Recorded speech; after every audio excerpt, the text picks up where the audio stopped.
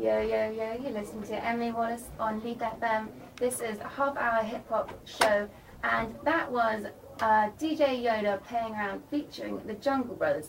And I played that because I'm joined in the studio by Glasgow hip-hop artist, producer Eastborn. And how you doing? Hi, and am I right in thinking you toured with the Jungle Brothers? Yeah, I did a show with Jungle Brothers in Beijing, in China. I did a show with them in Glasgow way back now, actually, but yeah, I did a show with them for the Electric Music Festival in Beijing in China.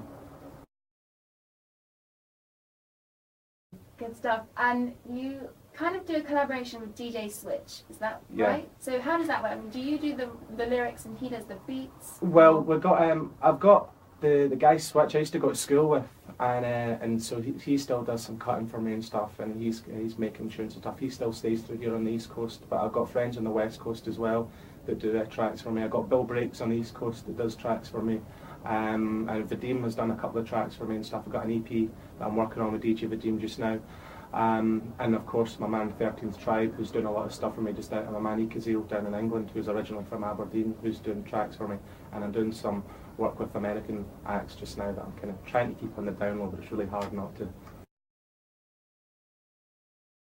Well, you set up Drop Zone Records in 2002. I mean, you have done your homework, haven't you? As any good radio presenter, producer should. But was that a response to a lack of interest in your own music, maybe because of the Scottish elements in your sound? It was and it wasn't. I found that I did a lot of work for different hip hop websites and stuff like ukhhh.com, and because I'd done the work with the BBC, I went to university to do sound engineering and learned my music management and stuff, and I found I had all these media contacts, and I spoke to Ninja Tunes, and I got a lot of advice from folk from Ninja Tunes and advice from Big Dada. That's some big names. So in the music like industry. from like years ago when they were setting up, and I thought, well, you know what, I could do this as well. I could set it up, but plus I had kind of experience on like the Scottish media and how things were. And you're totally correct in saying as well, it was outside of London. You know, London's very much in a bubble, and if it's outside of London, it's not even if it's Scottish. It's just if it's outside of London, it didn't get that much exposure. So I thought, well, I'm going to use the contacts that I've got and bring out people, and that's why. And just a lot of people that I think aren't getting as much exposure as they should be getting, and that's why I'm working with Music Comes First as well. And Nitty Grit's on there, and I've got to say big up to Jay as well. It's basically, yourself, there's that much talent that's not getting exposed, and it should be getting exposed, and I just want to put my little part forward of helping them get them exposed as well. So do you think that the Edinburgh hip hop scene is flowing with talent? Yeah, it is. There's tons of good Edinburgh hip hop talent, to be honest. I mean, I'm a Leith boy originally myself. This is when I should zip it down and show you my T-shirt here. I've put this on especially for this occasion here. Oh, listeners of Leith FM will be so proud. His T-shirt says "The People's Republic of Leith." Wow, true to the spirit. I am indeed. I'm a good kind of a good high B at heart as well. So yeah, and I think there's that much talent in Edinburgh that isn't being exposed. But it's the same as there's a lot of talent in Glasgow. Scotland seems to have this mentality. It crosses all genres. It doesn't matter what kind of music it is. I think you need to go away and be successful somewhere else for Scotland to then say, oh, that's quite good, I quite like that. But London needs to say it's good first, or Canada says it's good first, or Australia says it's good first. You could look at, I don't know, say Travis for an example. Neil Primrose, the drummer from Travis, is a good friend of mine. And they used to travel up and down to England all the time in the back of a transit van doing gigs, and they couldn't get their break. And they were bigger everywhere else than they were in Scotland. Now Scotland kind of like says, yeah, they're ours, and look at what we've got, we're great, they're ours.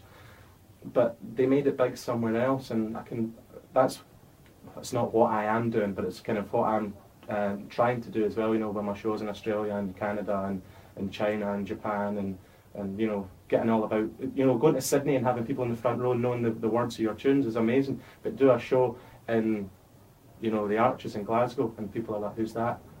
How does the Scottish accent go down in places like Canada and They Australia? absolutely love it.